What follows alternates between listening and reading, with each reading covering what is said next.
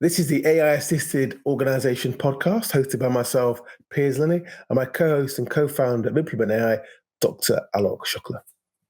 Right, Piers. I can't believe it's December.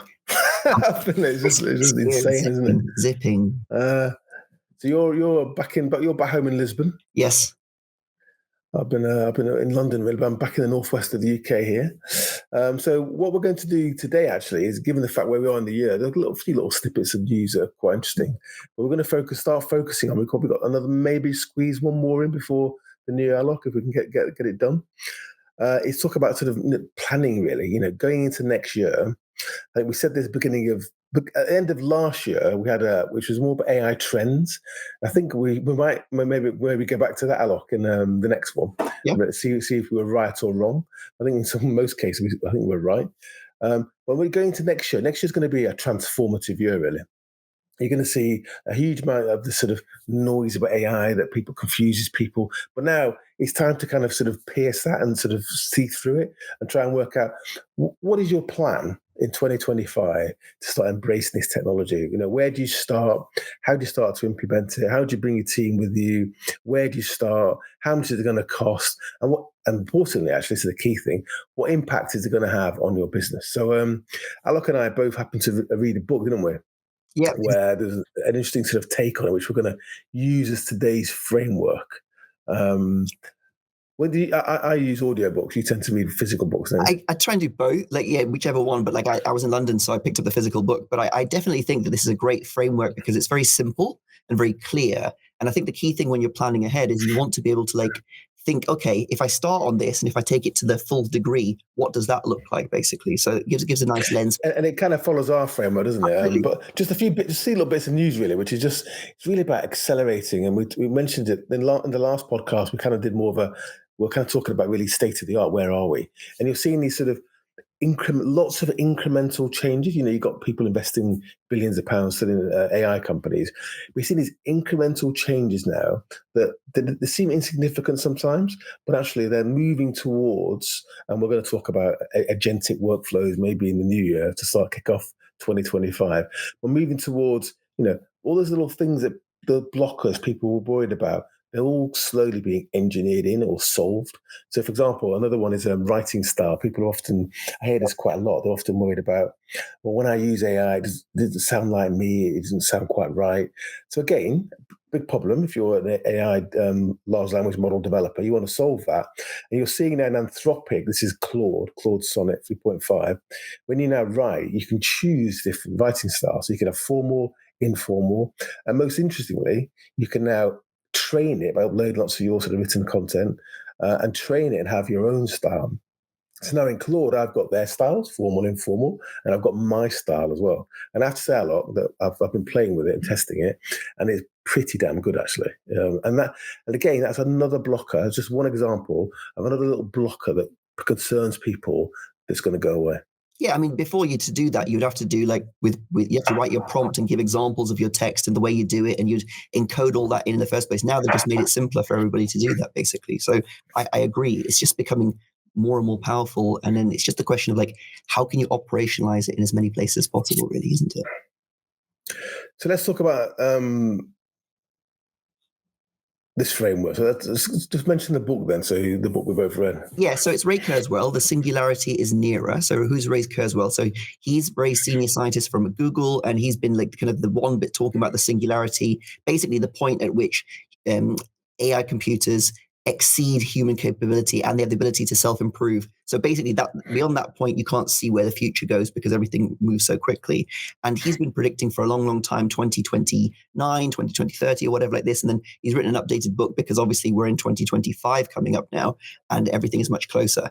It's a very good book because it talks about the impact of AI across many different dimensions. We're only interested in the focus around business basically, but it talks about different areas of health, education, different things like this. And I'll just kind of set the scene. Although he does, I mean, we always say read some of these books. Read The Coming Wave. Read Ray Kurzweil's book. Maybe Co-Intelligence. There's lots of books out there. Max Tegmark's books. But this book's good, but he just got to go off into tangents going about the power of GPUs and massive detail. Yeah, but the business side of it's quite good. Exactly. So I think like he gives us the context of everything, but at the same time, what we're focused on is like what's going to be the impact in the work environment. And really, just to set the scene, basically it's saying that like, any type of work, once that piece of work is possible by AI and it becomes cheaper and more cost effective, that is the way that businesses will invest and will go. So I think that one of the key things that he gives is like this kind of he calls it 2 dimensions of opportunity. I've added a third one because of things that we've seen as well within the market. But basically, he says that really there's kind of 2 main vectors that you want to think about within your business. So if you just think about it, how big is your team? What is the kind of major blockers of those team members? And what are the main cost structures within the business of the different teams? So if you just think about that at one point, and then you go forward and you think, okay, when you get a new person that joins your company, you need to train them. You need to how complex the work is to do is the increased amount of time that you have to train them. So this is what he calls the Deskill opportunity. So this is where basically he's saying, how can you use AI or where can you use AI in your business to reduce the skill needed for a new person to do the work? So this is basically augmenting people by using AI in real time or real-time AI systems. What's interesting with Deskill, which sounds aggressive, but it's a continuum, isn't it? So you've got where you augment people, you help them, be better, more productive, more efficient, or do things faster. But as you sort of increase that augmentation, you do start to deskill, don't you? Correct.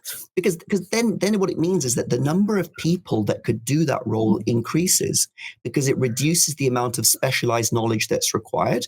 And if you just give a couple of examples, one of the most obvious examples, if we just think about it, would be, for example, within like driving cars. So obviously, like before with the taxi, you had to memorize all the streets of London, know where you're going to go, everything like this. Then GPS and Waze comes along, and then people can navigate much more efficiently, basically, right? So the system there is acting as almost like a co-pilot or like an outsourced AI brain. Well, in the middle, cabbies, the black cabbies in London and the UK, they'll always say to you, well, you can't just use Waze or that because, they don't know the name of this restaurant or what's a good restaurant or but the names of buildings, things like that. Whereas actually now, if you think about it, you're now going to be able to talk to a large language model that already knows all this stuff. Yeah, and I think the key thing here is that we're not trying to compare against the exceptional person. There's always going to be exceptional people performing at a higher, 90th level percentile of skill. That's not about that. It's about the 75% percentile or 80% percentile, basically like very good standard consistently across the board. So that's where AI can help in that. So if we think about some use cases where that would be, like, so let's, for example. Well, let's set it up though. Okay, so you've got, let's set it up. So you've got the 3 dimensions, haven't you? So you've got Deskill, no skill, and then what we've called advantage. Yeah. Okay. So Deskill, we just talked about that. And the opportunity there is going to be like how you can then take that to the nth degree and, leverage a more cost-effective workforce and free up some of the team members to do other things. And what does that impact look like? We'll go into more detail. Next one is no skill. Okay. So this other dimension is what workflows could be transformed with AI where it doesn't require a person.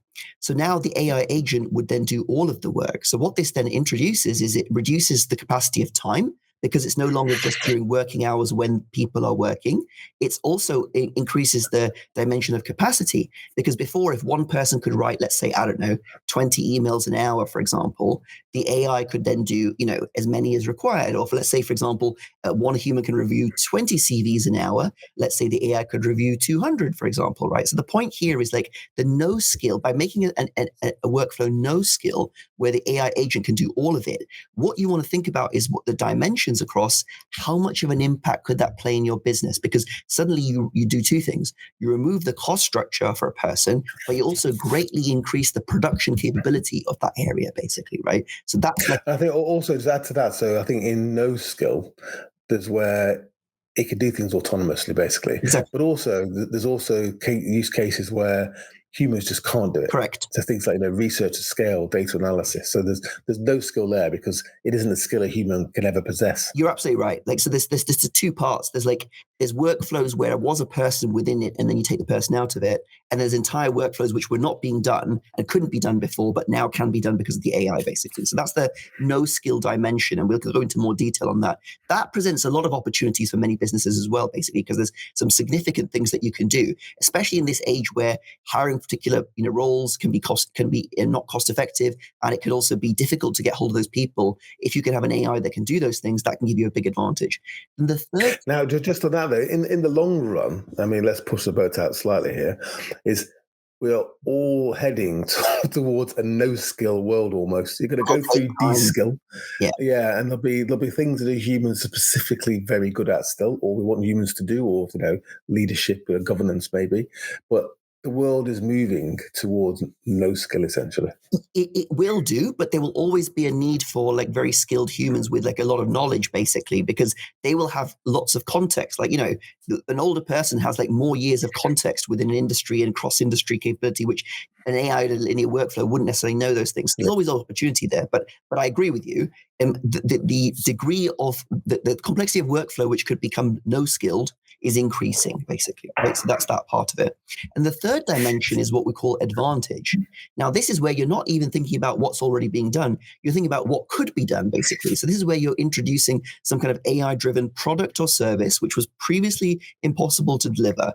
And you use that to unlock new market share and new opportunity. So examples of this could be, let's say, for example, some kind of consultation, professional service consultation, which required a person to do something, or let's say something like a law assessment or whatever like this, and you introduce a toolkit where people can actually use the AI agent to actually do the preliminary part for themselves, like drafting a patent application, or reviewing some contract work or whatever it is. You're introducing a whole new service which is not dependent on your time, and it's basically the AI enables that whole new capability, basically, because it's trained in your way of doing things. So that presents a very interesting dimension, because the creativity and the breadth of what's possible in that dimension is huge. And that ranges from the dimension of, AI therapists all the way to, AI consultations, different kind of companions, and many different areas within services where before it would take lots of time and cost lots of money from people. So they're the three dimensions you want to think about as a business for next year. It's where,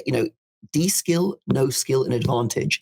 Deskill, just to reiterate again, is basically where you're reducing the complexity of the workflow, making it easier and quicker for someone to do with AI. So the thing to think about there is how much easier could it be? How much faster could you recruit? So companies with high turnover of people, that can be important. No skill is where can I, free a person up from it and increase the capacity or unlock new things that we were not doing before to drive more opportunity. And that's the no skill element. And advantage is, what could we do that our competition is not doing that customers would really want, but we can deliver that by AI, and then we can upgrade. But advantage can be, it can be using Deskill or no skill as an output of doing that, basically. Yeah. Well, let's go through each one in more detail then. So let's go through sort of Deskill, or sort of that continuum of sort of augmentation then. So it's making workflows easier. So let's talk about the ROI first of all. So let's talk about how for each one, remember, this is a planning podcast. We're talking about planning for next year. So you need to think about what is the impact in your business, what is the ROI. So in the Deskill area, if you want to think about what ROI is possible, you need to think about, okay, how much does it cost me to train a new person to get up to speed in a new skill? How long does that take? And also, which other team members are required to do that? Because that's a constraint to how you will do that. So if you think about the training cost of a new person in a particular role, and the repeated amount of time you have to train new people per month or per year or whatever like this, that becomes a cost. And in some businesses, that's a constraint, because you literally, you're unable to develop your juniors to do more senior, more high quality work, because your seniors are fully occupied and your juniors can't gain the additional skill or knowledge, basically. So that's the kind of area you want to think about if you were looking at Deskill. Is there anything you'd add on that, Piers, in terms of ROI? I think there's lots of opportunities in terms of augmenting humans, but this is a great example of, again, that continuum where you can bring in somebody, and we've got a consultation agent, haven't we? An AI consultation agent. So you can now upskill, if you want to call it that, which is kind of the opposite, but deskill is make somebody who's junior or is pretty new as good as, or nearly as good as, or in terms of the value it's going to create, doesn't really matter, but they're nearly as good as someone who's been doing this for many, many years. And that's kind of real-time training. So you've got some things which are sort of, is you're augmenting humans to sort of make things sort of easier or simpler, or they have to do a smaller number of more important human-centric tasks, but the AI is doing the rest of it.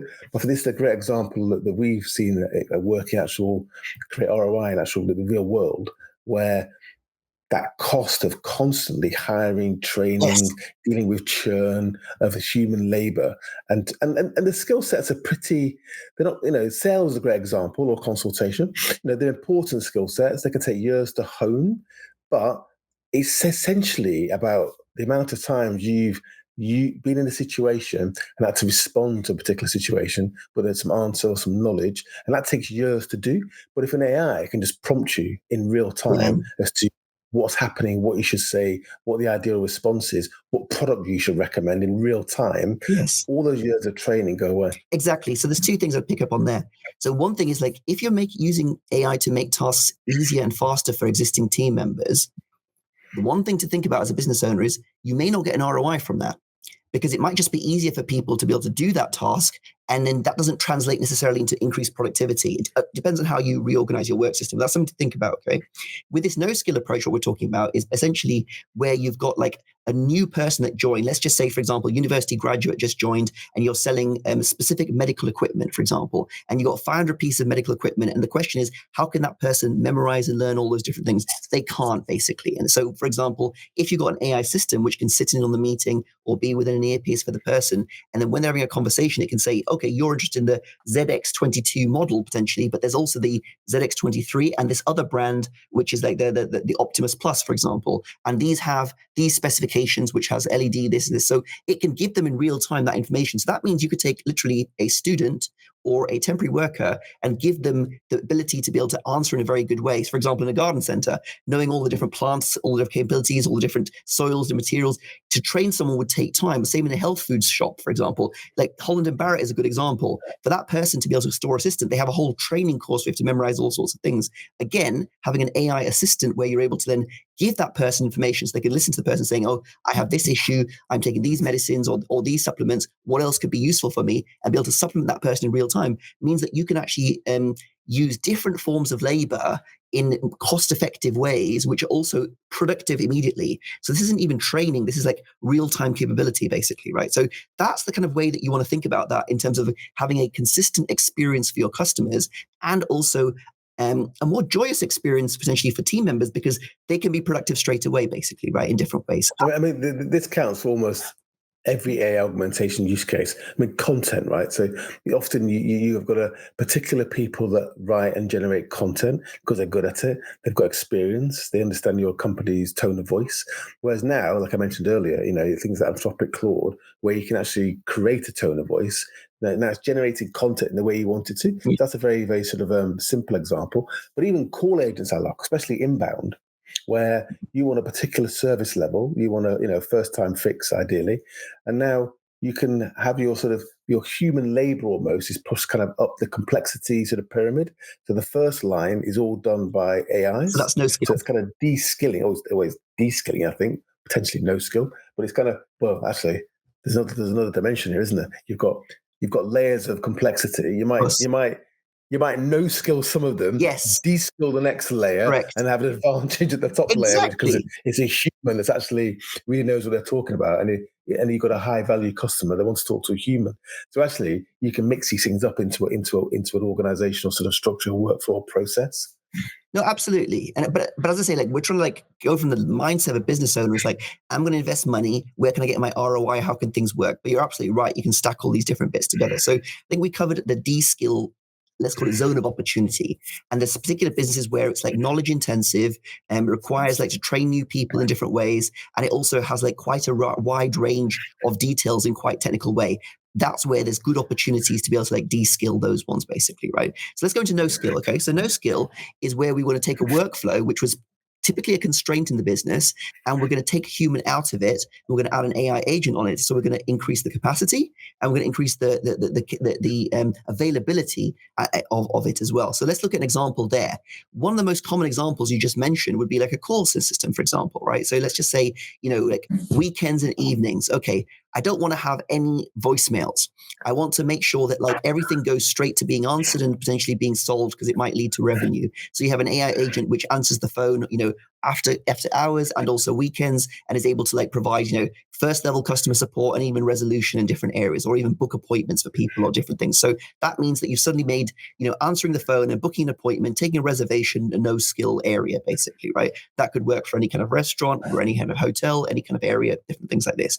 Then you're looking at other areas of, like, let's say, business development, revenue growth, right? So let's say, okay, I want to be able to contact all of our inactive customers. So many businesses, for example, have a huge list of inactive customers, but their salespeople are busy, occupied on the highest potential customers and leads from the last 90 days, because they need to convert in the next 90 days to get their commission, basically. But then who's going to call all those, let's call it low value leads, or like, but that would be where the AI could do it. And that's where skill the reactivation workflow, where the AI would then just call all of them on an evening or weekend over time. And it basically is feeding the warm ones to your team members that can do the rest of it. So again, that could unlock a huge area of opportunity if you bought a business and you took over a different customer list and you've not activated all those ones, or you've done an event and there's a whole lot of people that you got the emails and details and phone numbers for at the event, and you want to follow up with all of them personally and you've not had the time to do that.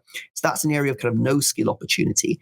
Other dimensions can be things that you're not doing right now. So it could be like, okay, I'd like to be able to analyze our sales trends from this time and our, different elements within there. That's where you could also then have like or deepening research is another big one. Exactly. So deepening research or analytics. So again, you have an AI agent which would just be looking at all your data and spotting particular trends, or it could be researching and finding companies that, say, for example, they've just raised a Series A, or they just announced they're going to, that they've just raised private equity money, or that they've just announced that they are launching a training academy. Whatever it is, basically, whatever your signal is, you could have an AI agent which is like looking out for all those people all the time. And that's, again, an area of no skill where you turn research into that. So the dimension there is that if you've got a specific number of businesses or people or whatever like that you're trying to contact, and you need to find those people, that's where these kind of like, this no skill approach of having an AI agent that could do those things for you could definitely help. And that could unlock a new dimension of opportunity for you, isn't it?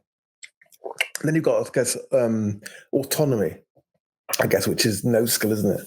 So there are just things where, and we'll come on to it in the new year, about agentic workflows, where you can now string together. So you might have something which was, there was human in the loop, whereas now, if you put together sort of agentic workflow, different agents working together, you can now sort of automate the whole process, the whole workflow, and therefore you've taken human out of the loop, and that becomes no skill. So I think, again, it's a continuum, but there are different ways of getting to sort of having no human involved. Yeah. Through agents or multiple agents. Exactly. Over time. Exactly. And the thing to think about here is that, like, what does your business look like if you take that workflow, take the human out of it and automate it, basically, with AI? Like, if you can no skill that function of your business, how much more can you grow? So let's look at an example. Let's just say you're a property company, right? And then you've got you're doing below market value purchases, basically, and you're doing flyers to like loads of business, to loads of houses, and saying like, are you looking to sell your property, for example, right? So this is like casting a wide net. And let's say, for example, you've got your AI is able to follow up with the phone calls of all the people that answer, or it's also able to proactively contact other places or different people that it wants to kind of contact, that you got permission to contact, basically, that opted in. So again, you could then scale how many places you could source. So basically how many deals you could source, then your ability to transact increases. It's the same also for companies that are listing their properties for rent, for example. You might get, for example, different landlords opting in at different times of the weekend, but you can never reach them on the phone. So again, you never manage to kind of convert those people. But if you've got your AI agent that follows up in the evening, weekend, and it's either doing by message or by phone call, you can convert and engage more people. And then when they're finally ready at, say, Sunday, 4:00 in the afternoon, and they call, they could talk to an AI sales agent, which basically pre-sells them on why use them, the key benefits, the percentage saving, all that kind of stuff. So again, skill as much of that kind of lead qualification engagement workflow as possible. Then it means that you have an advantage over all the other firms when they've got opt-ins and they can't engage and reach those people. So it's about thinking to the nth degree, what could that unlock for your business, basically, isn't it? Yeah, and the other point here is to sort of just cover off is the things humans can't do. So it's not about the fact that you're replacing a human skill. Right. It's a skill a human could never possess. So a great example, we've done quite a lot of this, is research analytics. Exactly. So, for example, like being able to like go through and find, people or companies that meet specific criteria by doing complex searches and putting together research and then finding out the different detail stuff. That's an area. Also in healthcare, there's some places that we worked with where it was not possible to review individual patient records or individual contact details, different things. But now we've got an AI which can do that, and it can then help unlock, recommendations or different solutions and different things like this. So again, that's an area which a person just simply could not do before, but you can do it in that volume to be able to do that. So that's where the no skill dimension of opportunity is. So remember, we talked about at the beginning, Deskill is like where you can kind of reduce the cost and time to train new people and increase the average level of service within a system. Then the next one is like, obviously, and that's if you've got lots of employees that are doing customer facing or, sales type roles, that would be important. The other one is the no skill bit where you want to basically take the person out of it, increase the capacity, increase the throughput, increase the productivity. And that's like, in sales or business development functions or lead qualification, these sorts of things, or research. That dimension can unlock, a lot more deal flow for you. And then the third dimension is advantage, basically, right? So advantage is, this is like kind of almost like a kind of once in a generation type opportunity, really. Is basically like all of the existing market. Once in a species, what I would say. Yeah. So basically, like, this is a platform shift. So this is what people talk about when everyone goes from, for example, normal computers to websites. That unlocks new opportunities. When they go from websites to mobile phones with apps which have geolocation, that's where new opportunities like Uber and different things come up. So now the third dimension is like when you've got the ability to have almost human level intelligence and human level speech and human level understanding, or exceeding that by AI, how can you almost deliver services or deliver products or deliver experiences which people value and which rest of your industry charges for free or for low cost or no cost, basically. Well, another angle to this as well is, so when we talk about all of these things, one of the things we often say is implement AI before your competition does. Yeah. So the point here is that the advantage often is by understanding this technology, embracing it, and implementing it as quickly as you possibly can. We'll come back to that at the end about an AI OS. And what that does is means in this sort of exponential sort of world, which is, you don't feel it yet, the rumblings and that kind of the sort of the low level of the exponential curve, but it's happening, is if you get ahead, it's going to be very, very hard for your competition to catch up. And, vice versa, if you don't get ahead, it's going to be very hard for you to catch up. So the advantage now really is about, and we'll come back to the meaning of, starting from the outside and working out rather than the outside working in. The advantage is to do it now, essentially. Yeah, and I think like basically the key thing in this advantage category is having a more interactive customer journey, having more of your service or product delivered by AI agents directly, having unique subscriptions or products or services which are basically delivered and enabled by AI. Faster, just like response times, just better service in a much shorter space of time. People have got massive reducing attention spans. If you can deliver value quickly, you're more likely to win or retain that customer. Exactly, and it's things that you couldn't do before, which are unlocked by AI. So then that can then help you, offer, let's say, for example, particular functions in an AI-driven way. So that's where advantage comes in. So it could be, let's say, an AI agent which does conveyancing, or it could be, let's say, for example, an AI agent that helps you with the basics of setting up your will or different elements of this, or it could be an AI agent that helps you with, elements of health coaching. It has access to all of your bloods and your heart rate and your Apple stuff like this, and it's coaching you and guiding you on those different things. And that could be a new service introduced by a gym, for example, which then allows you to then access that. So the point here is in this advantage dimension, it's like having some different things which were not possible before, but you can now offer it and use that as a mechanism to get more customers or engage more people or sell more stuff, basically. And the point here is let's finish on the kind of go back to the AI OS. Something we always talk about is and what advantages, if you think about it, is in business, right? You have a vision of how you want to create value for your end customer, whether that might be B2C, B2B, and often you're constrained about how you go about doing that because of the physical world, of the ways in which things have always been done, the capabilities of your team or the talent or access to resources, and often what we're doing now in many cases of organizations is, because that they're busy sort of running their business is you have an organizational structure, their workflows and processes. And what you're doing is sort of automating them. You're kind of working from the outside inwards, and you're trying to reach sort of de-skill to sort of no-skill, full autonomy where possible.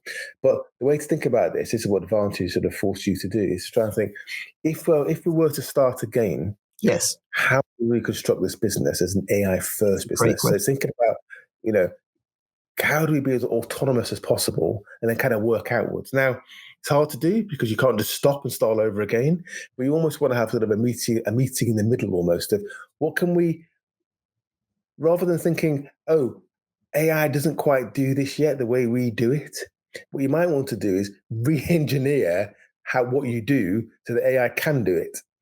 Exactly. And if you think about it, like, for example, like language, like before, like obviously reps could only speak one language, but obviously with AI, they've got real-time translation or can access different languages, or it can even speak in different languages directly. So again, that's like a different way that like, oh, before I could not look after this market because we don't speak that language, but now you do basically, right? So these are different ways, like you said, the zero-based thinking that like, if it started from scratch today, how could we do this? And again, just to reinforce back again to you, it's like if you're planning for 2025 and you're thinking like, where do I do AI? Where can I implement it?